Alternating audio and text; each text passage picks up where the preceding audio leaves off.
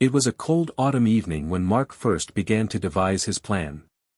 He sat in the dimly lit study, staring out the window as the last rays of sunlight disappeared behind the trees. The idea had come to him during one of those sleepless nights, when the weight of his decisions and the monotony of his life pressed down on him. He needed a way out, an escape from the life he had built, a life that had turned sour with the years. His wife, Karen, was everything a man could ask for on paper, beautiful, intelligent, and fiercely loyal. But that loyalty had become suffocating. Karen had become increasingly controlling, scrutinizing his every move, and questioning his every decision. Then there was Jennifer, the woman who had brought excitement and passion back into his life. Their affair had been a whirlwind of secrecy and stolen moments, but it couldn't last, not the way things were going. That's when the plan began to take shape.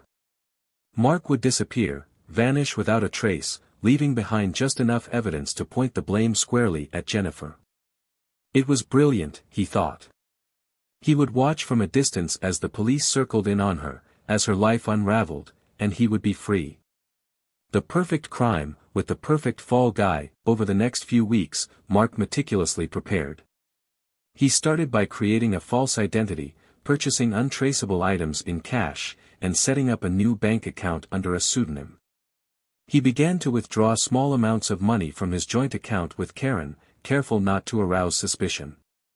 Mark also made sure to leave a trail that would implicate Jennifer, text messages, calls, and emails all carefully planted. He knew Jennifer trusted him completely, she would never see it coming. He fed her just enough information to make her believe that he was planning to leave Karen for her.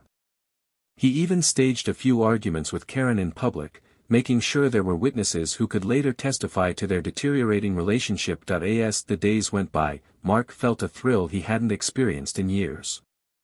The anticipation of watching everything fall into place, of seeing Jennifer's world collapse while he watched safely from the shadows, was intoxicating. But there was also a gnawing fear, a whisper in the back of his mind warning him that once he set things in motion, there would be no turning back. Finally, the day arrived. Mark had told Karen he was going on a business trip, something he did regularly, so she didn't question it. He packed his bags, kissed her goodbye, and walked out the door, knowing he would never return. His heart pounded as he made his way to the rented cabin deep in the woods, the place where he would stay hidden while the chaos unfolded. But as the sun dipped below the horizon, Mark couldn't shake the feeling that something was wrong. The trees seemed to close in around him as he drove down the deserted road, the shadows stretching and warping in the fading light. He could feel the cold, clammy grip of doubt tightening around his heart. What if something went wrong? What if Jennifer didn't take the bait? What if the police saw through his carefully laid plans? He pushed those thoughts aside as he arrived at the cabin. The air was still and silent, the only sound the crunch of leaves under his feet as he approached the door. Mark took a deep breath, steeling himself for what was to come. He was ready, he had to be. There was no room for mistakes. Inside, the cabin was sparse but comfortable, with everything he needed to survive for the next few weeks. He set up his laptop, checking the news and social media for any sign that his disappearance had been noticed. But there was nothing yet. It was too soon. As the night wore on, Mark sat by the window, staring out into the darkness. He could feel the weight of what he had done pressing down on him, but he pushed it away. This was the only way. He had to believe that, but as the wind howled through the trees, and the shadows seemed to move just out of sight, Mark couldn't help but feel that he wasn't as alone as he thought. Something, or someone, was watching him. Mark woke with a start, heart pounding in his chest. The room was pitch black, the thick curtains blocking out even the faintest hint of moonlight.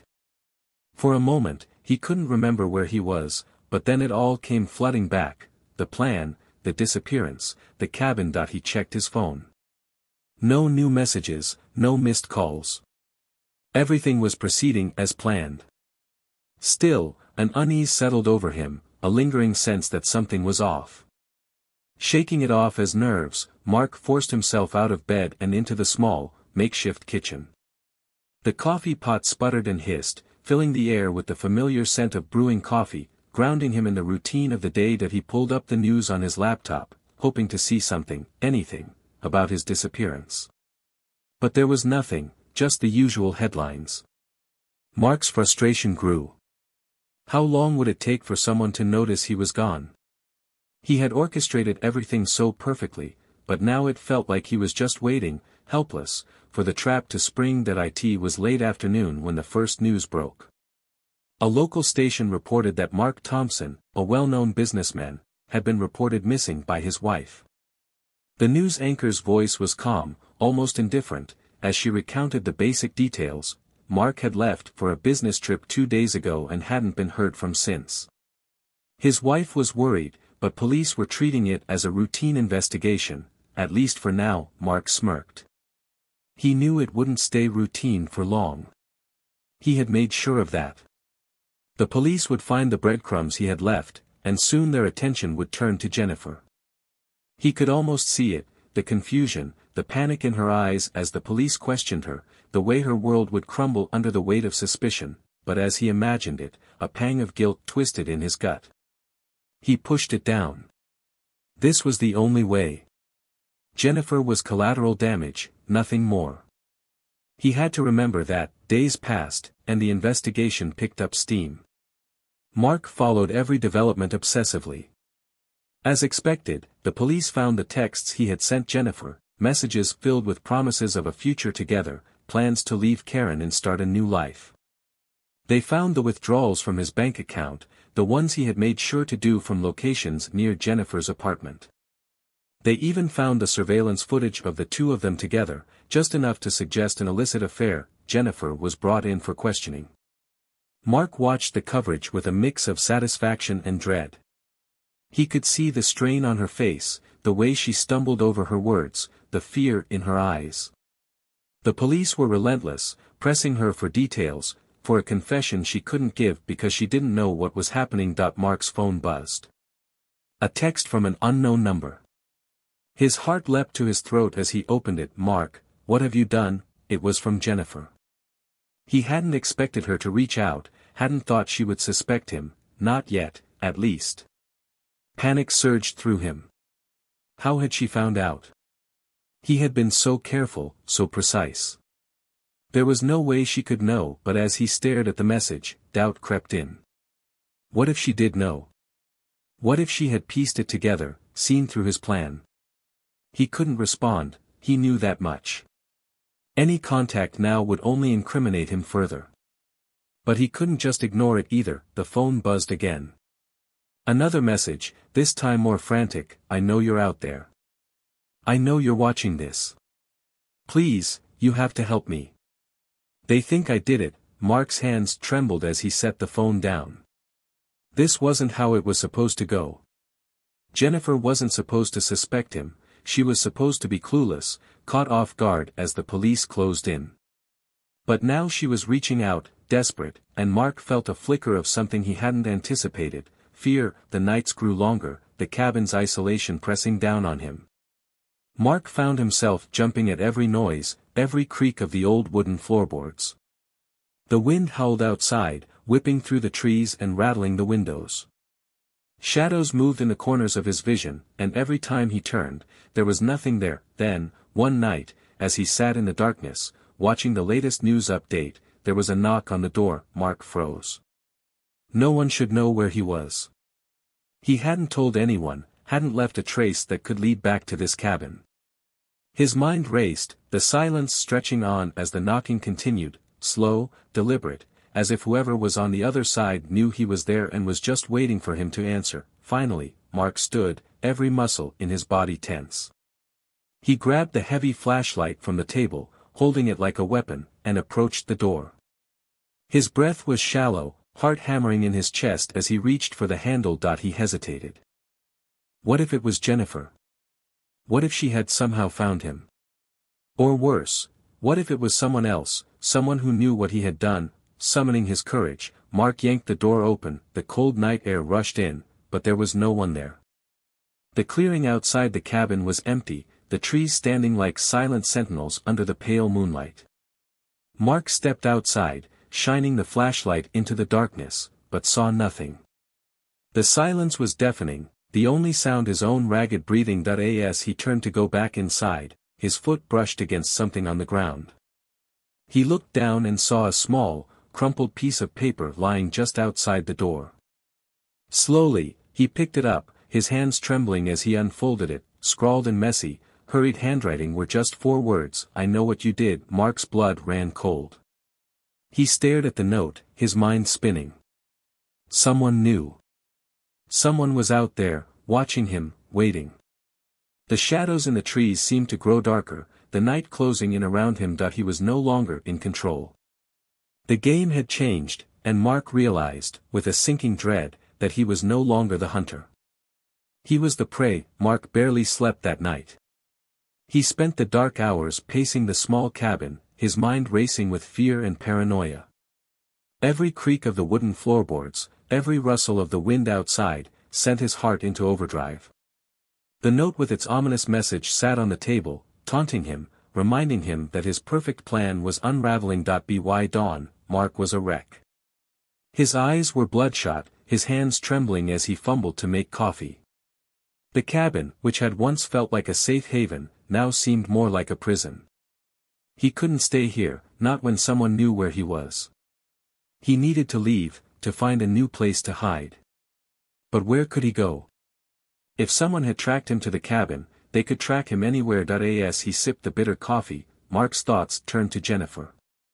Had she sent the note? It seemed impossible. She was under constant police surveillance, her every move scrutinized. But she was smart, resourceful. If anyone could figure out a way to reach him, it was her. The text messages, the note, they had to be from her. She was playing a game of her own, trying to turn the tables on him. The idea filled Mark with a cold dread. He had underestimated her. He had thought she was just a pawn in his game, someone to take the fall while he walked away free. But now it seemed she was more dangerous than he had realized. He needed to act fast before she could expose him. He grabbed his phone and scrolled through his contacts until he found the number for a private investigator he had used once, years ago, during a business dispute. The man was discreet and had a reputation for getting results. Mark dialed the number, his fingers shaking as he brought the phone to his ear. The call went straight to voicemail. Mark cursed under his breath, leaving a hurried message for the investigator to call him back immediately. He needed to know where Jennifer was, what she was doing. He needed to regain control. As the day dragged on, the tension in the cabin became unbearable. Mark couldn't sit still. He kept glancing out the window, half expecting to see someone lurking in the trees, watching him. But there was nothing, only the silent forest, the shadows lengthening as the sun began to set. Just as the darkness started to creep in, his phone rang. Mark snatched it up, relief flooding through him when he saw the investigator's number on the screen. "Tell me you've got something," Mark said, not bothering with pleasantries. "I'm working on it," the investigator replied, his voice calm and professional. "But I'll need more time. Surveillance on Jennifer isn't easy, she's being watched closely by the police." Mark's patience snapped. "I don't have time. I need to know what she's doing, who she's talking to. Someone found me, left a note at the cabin. I need answers, now." There was a pause on the other end of the line. When the investigator spoke again, his tone was more cautious. "A note? Are you sure it was her? Who else could it be?" Mark's voice wavered with desperation. "She's the only one who knows I'm alive. She's trying to turn this around on me." "Maybe," the investigator said slowly. "But if she's under constant surveillance, it would be risky for her to send someone after you. There could be another explanation." Mark's blood ran cold. He hadn't considered that. If it wasn't Jennifer, then who? Who else knew what he had done? "I'll keep digging," the investigator continued. "But you need to stay calm. Don't do anything rash. If Jennifer's involved, we'll find out. And if it's someone else, we'll deal with it." Mark ended the call, his mind racing. He had always prided himself on his ability to stay calm under pressure, to think logically even in the most stressful situations. But now, he felt like he was losing control. The walls were closing in, and he didn't know who to trust. As night fell, Mark double-checked the locks on the doors and windows, his nerves frayed. He pulled the curtains tightly shut, blocking out the dark woods that seemed to press in on all sides. But no matter how secure he made the cabin, he couldn't shake the feeling that he was being watched. Around midnight, Mark's phone buzzed again. His heart skipped a beat as he picked it up, expecting another update from the investigator. But it wasn't him. It was another message from the unknown number. "You can't hide forever." Mark's breath caught in his throat. He read the message again, the words blurring as panic took hold. His first instinct was to respond, to demand answers, but he knew better. Whoever was sending these messages wanted him to react, to make a mistake. The phone buzzed again, and Mark flinched. This time, it wasn't a text, it was a video. Hesitantly, he opened it. The screen showed a dimly lit room, the camera pointed at a door. For a moment, nothing happened, and then the door creaked open. A figure stepped into the frame, but the light was too poor to make out any details. The person walked slowly toward the camera, the only sound the soft thud of their footsteps. Mark's blood turned to ice as the figure came closer. There was something familiar about the way they moved, the shape of their silhouette. The figure reached out, and the video cut to black. For a long moment, Mark just stared at the screen, his heart pounding in his chest. Then, the phone buzzed one last time. "I'm coming for you, Mark." Mark dropped the phone, his hands shaking violently. He stumbled back from the table, his breath coming in ragged gasps. This was no longer a game. Someone was out there, someone who knew everything, who was watching his every move. He was trapped. Alone in the dark, with no one to turn to, Mark felt the walls closing in. The fear was suffocating, a cold, relentless dread that gnawed at his insides. He had been so sure of himself, so confident in his plan. But now, as the shadows crept closer and the night pressed in, he realized just how wrong he had been. And somewhere out there, in the darkness, the hunter was closing in. The next few days were a blur of panic and paranoia. Mark felt like a caged animal, pacing the confines of the cabin, his nerves fraying with every passing hour. He had stopped sleeping, too afraid of what might happen if he let his guard down.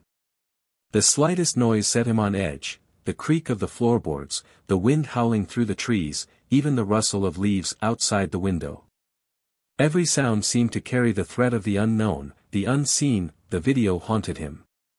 Mark watched it over and over, trying to make sense of it, to discern something, anything, that might give him a clue about who was behind this. But the figure remained elusive, a shadowy silhouette that taunted him from the darkness.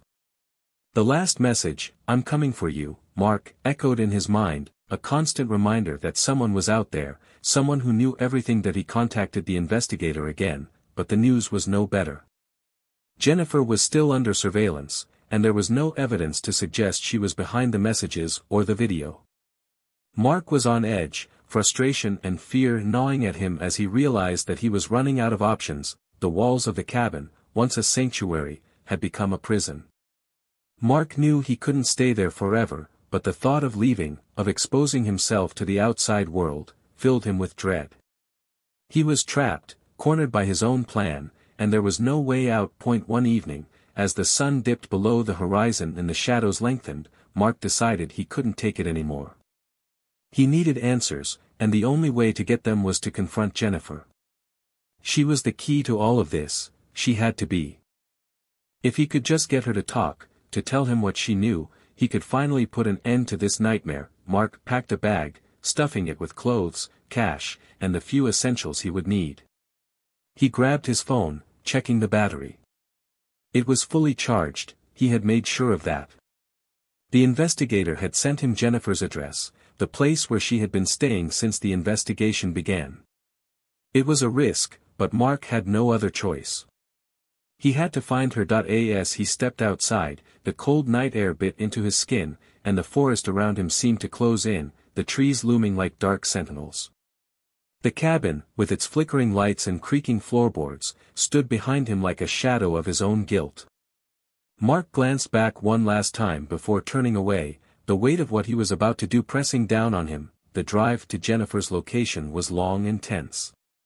Mark kept glancing in the rearview mirror, half expecting to see headlights following him, but the road remained empty. The silence in the car was deafening, broken only by the hum of the engine and the pounding of his heart. When he finally arrived, the house was dark, the only light coming from a street lamp that cast eerie shadows across the lawn. Mark parked a short distance away, his breath fogging in the cold night air as he stepped out of the car. The neighborhood was quiet, too quiet, the stillness unsettling. He approached the house cautiously, his footsteps barely making a sound on the pavement. The windows were dark, the curtains drawn tight, and there was no sign of movement inside. Mark hesitated at the front door, his hand hovering over the doorbell. His heart pounded in his chest as he pressed the button, the sound of the bell echoing in the silence. For a moment, nothing happened. Then, the porch light flicked on, and the door creaked open. Jennifer stood in the doorway, her face pale and drawn, her eyes wide with shock as she recognized him. "Mark," she breathed, her voice barely a whisper. Mark pushed past her, stepping into the house and closing the door behind him. "We need to talk," he said, his voice harsh and edged with desperation. Jennifer backed away, her eyes darting around the room as if looking for a way out. "What are you doing here?" she asked, her voice trembling. "You shouldn't be here." "They're watching me." "I don't care," Mark snapped. "Someone's been sending me messages, threatening me. I thought it was you, but now I'm not so sure." Jennifer's eyes widened with fear. "Messages? What kind of messages?" "Don't play dumb," Mark growled, pulling out his phone and showing her the video. "This. And texts. Someone knows I'm alive, and they're coming for me." Jennifer stared at the screen, her face growing paler with every second. "I swear, I had nothing to do with this," she whispered. "Mark, I'm just trying to survive. I didn't want any of this." Mark searched her eyes for any sign of deception, but all he saw was fear, genuine, palpable fear. "Then who is it? Who's doing this?" Jennifer shook her head, tears welling up in her eyes. "I don't know," she sobbed. "But you need to leave, Mark. If they find out you're here, they'll arrest me. Please, just go." Mark's mind raced. He had been so certain that Jennifer was the one behind this, but now, faced with her fear and desperation, he wasn't so sure. If it wasn't her, then who? Who else knew about his plan? Who else had the power to track him down, to send those messages, to terrorize him from the shadows? The fear that had been gnawing at him turned into full-blown panic.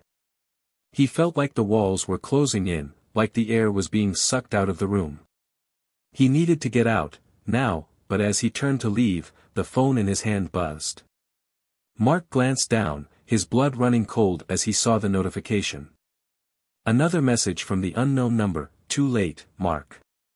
I'm already here." Mark's heart stopped. He spun around, eyes wide, searching the room, the shadows, but there was nothing, no one. The house was still, the silence oppressive. Jennifer's eyes were locked on the phone, her face ashen. Suddenly, the lights flickered, and the room was plunged into darkness. Mark froze, the phone slipping from his hand and clattering to the floor. The sound echoed in the dark, followed by a low, mocking laugh that seemed to come from everywhere and nowhere at once. Jennifer let out a strangled cry, backing into the corner as the laugh grew louder, more menacing. Mark's breath came in short, shallow gasps as he stumbled backward, his eyes darting around the room, trying to pinpoint the source of the sound. Then, out of the darkness, a voice spoke, a voice Mark knew all too well. "Hello, Mark. Did you really think you could get away?" Mark's blood turned to ice. He knew that voice. It was the voice of the one person he had never expected to hear again, the one person who should have been dead, Karen. The room was suddenly flooded with light, blinding Mark as he shielded his eyes. When his vision cleared, he saw her standing there, in the doorway, Karen, alive and well, her eyes filled with cold fury. "I know everything," she said, her voice low and dangerous. "Every lie, every betrayal. Did you really think you could fool me?" Mark's mind reeled. This couldn't be happening. Karen was supposed to be dead, or at the very least clueless. But here she was, alive, standing before him, with a look in her eyes that sent a chill down his spine. "I've been watching you, Mark," Karen continued, stepping closer. "Watching and waiting. And now, it's time to end this." Before Mark could react, the lights flickered again, and the shadows seemed to close in around him. The walls of the room warped and twisted, and the floor seemed to drop out from under him. Panic seized him as the world around him spun, the shadows growing darker, deeper, until all he could see was black. The last thing Mark heard before the darkness consumed him was Karen's voice, cold and merciless. "Welcome to the end, Mark." Mark's consciousness drifted in and out, his mind swirling in a vortex of confusion and dread. He could hear muffled voices around him, indistinct and echoing as if filtered through water. His head throbbed painfully, and his limbs felt heavy, unresponsive. Slowly, the fog began to lift, and sensations returned to his body one by one: the cold hardness of the chair beneath him, the rough texture of ropes biting into his wrists, the metallic taste of blood in his mouth. He forced his eyes open, blinking against the harsh, fluorescent light that flooded the room. As his vision adjusted, he realized he was in what looked like an abandoned warehouse. The air was damp and musty, and the distant drip of water echoed through the vast, empty space. His hands were bound tightly behind him, and his ankles were secured to the legs of the chair, rendering him completely immobile. Panic surged through him as the memories came rushing back: Jennifer's house, the terrifying messages, and then Karen. Alive, furious, and very much in control. "Good, you're awake." The voice cut through the silence like a knife, sharp and icy. Mark looked up to see Karen stepping out of the shadows, her eyes fixed on him with a mix of contempt and satisfaction. She was dressed impeccably, as always, her appearance a stark contrast to the dilapidated surroundings. "Karen, how?" Mark's voice was hoarse, barely more than a whisper. She smirked, tilting her head as she regarded him. "Surprised? You shouldn't be. Did you really think I was that oblivious?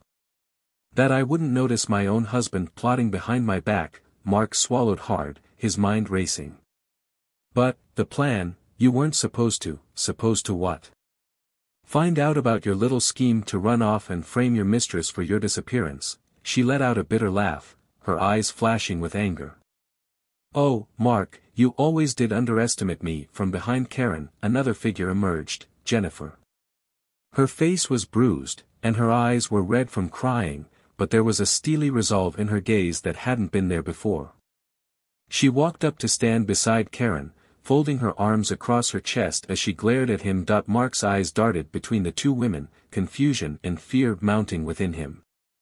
"Jennifer, you're working with her?" Jennifer's lips curled into a grim smile.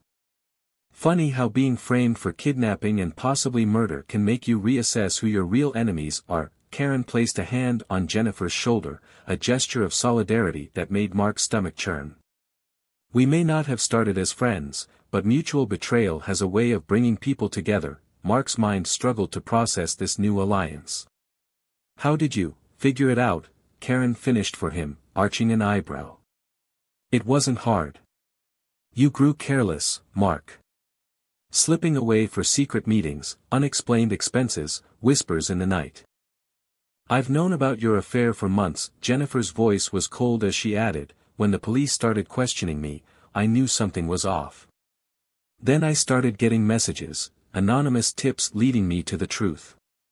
To her she nodded toward Karen, who continued, "I reached out to Jennifer. Together, we pieced together your pathetic attempt at a grand escape. Honestly, Mark, framing Jennifer. Disappearing into thin air. Did you think life was some kind of movie where the villain gets away unscathed?" Mark's facade cracked, desperation creeping into his voice. "Karen, listen, I can explain." "Save it," Karen snapped, her voice sharp. "I've heard enough of your lies." Jennifer stepped forward, her eyes burning with anger. "You were ready to destroy my life, Mark. To let me rot in prison while you started anew somewhere else. Did our time together mean nothing to you?" Mark struggled against his bonds, frustration boiling over. "You don't understand. I needed to get away. Both of you were suffocating me. I deserved a fresh start." Karen's laughter was cold and devoid of humor. A fresh start built on lies and betrayal. Typical. Always thinking about yourself, never caring who you hurt along the way. Mark's eyes darted around the room, searching for any possible escape, but there was none. He was trapped, at the mercy of the two women he had wronged the most. So what now? He spat defiantly. You plan to kill me? Is that it?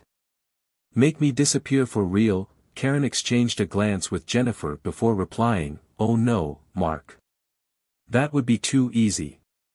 Too quick. You see, we've arranged for the police to find you. Alive and well, Jennifer smirked, adding, tied up in an abandoned warehouse, evidence of your misdeeds laid out neatly for them to discover. Bank statements, forged documents, correspondences, everything they need to see the real story. Karen leaned in closer, her eyes gleaming with satisfaction. You'll be arrested for fraud, conspiracy, and a host of other charges. Your reputation will be destroyed, your assets seized, and you'll spend the rest of your life paying for what you've done. Mark's face paled as the reality of his situation sank in. You can't do this, you have no proof. Oh, but we do, Jennifer replied, her voice dripping with vindication. While you were hiding away, we were busy collecting everything we needed. Covering our tracks, exposing yours. Karen straightened, smoothing out an imaginary wrinkle in her blouse. The police should be here any minute. I imagine they'll have a lot of questions for you. I'd start thinking about answers if I were you. As if on cue, the distant wail of sirens began to echo through the night, growing louder with each passing second. Mark's heart raced, panic surging through him as he realized there was no escape. Karen and Jennifer began to walk away, their footsteps echoing in the vast emptiness of the warehouse. Before they disappeared into the shadows, Karen turned back one last time. Oh, and Mark. Enjoy your fresh start.